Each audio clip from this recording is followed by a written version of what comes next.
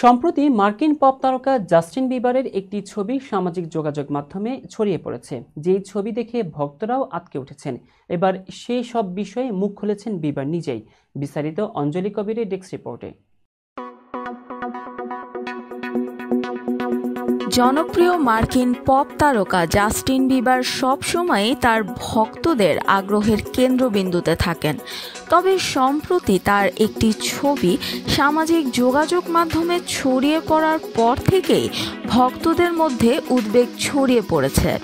New ইয়র্কের রাস্তায় বিবারের চেহারায় আকস্মিক পরিবর্তন এবং তার ক্লান্ত ও সাদামাটা অবস্থা দেখে অনেকে হতবাক। ডেইলি মেইল এর এক প্রতিবেদনে বলা হয়েছে, নিউ ইয়র্কে গত সপ্তাহে একাধিকবার দেখা গেছে বিবারকে, কিন্তু প্রতিবারই তার চেহারায় ভিন্নতা লক্ষ্য করা গেছে। গায়ককে দেখে ক্লান্ত, বিষণ্ণ এবং শারীরিকভাবে দুর্বল মনে হয়েছে।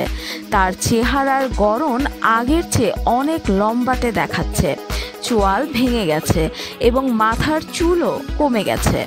এতে ভক্তরা ধারণা করছেন বিবার হয়তো মানসিক চাপের মধ্যে আছেন অথবা কোনো ধরনের আসক্তির মধ্যে রয়েছেন। এমন পরিস্থিতিতে বিবার চুপ থাকলেও গেল বৃহস্পতিবার তিনি নিজের ইনস্টাগ্রাম অ্যাকাউন্টে একটি ব্যক্তিগত পোস্ট শেয়ার করেন। সেই পোস্টে বিবার নিজেকে প্রতারক এবং অযোগ্য বলে উল্লেখ করেন। তিনি লেখেন, মাত্র 15 বছর বয়সে আমার সঙ্গীত জীবন শুরু হয়। তখন থেকেই মানুষ আমাকে সব সময় যোগ্য ভেবেছে, কিন্তু ব্যক্তিগতভাবে আমি সব সময় নিজেকে অযোগ্য এবং প্রতারক বলে মনে করেছি। যদি আপনিও নিজেকে প্রতারক মনে করেন তাহলে আমাদের ক্লাবে স্বাগতম। আমি প্রতিদিনই অনুভব করি যে আমি পর্যাপ্ত নই এবং অযোগ্য একজন। বিবারের এমন বক্তব্যে তার ভক্তদের মধ্যে উদ্বেগ আরও বেড়ে গেছে। অনেকে ধারণা করছেন তিনি হয়তো কোনো ধরনের মানসিক বা শারীরিক সমস্যায় ভুগছেন। এমনকি অনেকে দাবি করছেন তিনি মাদকাসক্ত হয়ে পড়েছেন।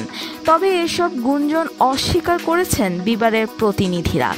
বিবারের প্রতিনিধি জানান বিবার ভালো আছেন।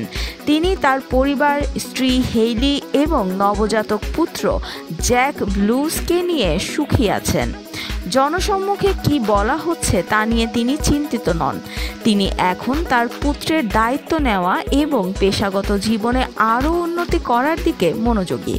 বিবারের এমন খোলামেলা স্বীকারোক্তির পর ভক্তরাও তার সুস্থতা কামনা করছেন। তার মানসিক ও শারীরিক সুস্থতা ফিরে আসুক এমন প্রত্যাশা করছেন তার বিশ্বজুড়ে ছড়িয়ে থাকা ভক্তরা।